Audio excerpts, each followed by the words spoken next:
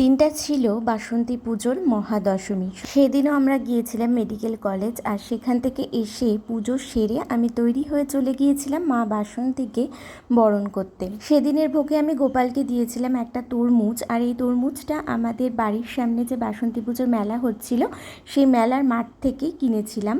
একটা বাসন্তী পুজোর অষ্টমীর দিন 5টা ফলের মধ্যে নিয়েছিলাম, আর একটা আমাদের গোপালের জন্য আনা হয়েছিল। কিন্তু তরমুজ এমনই একটা ফল যে বাইরে থেকে দেখে বোঝা যায় না ওটা লাল হবে নাকি।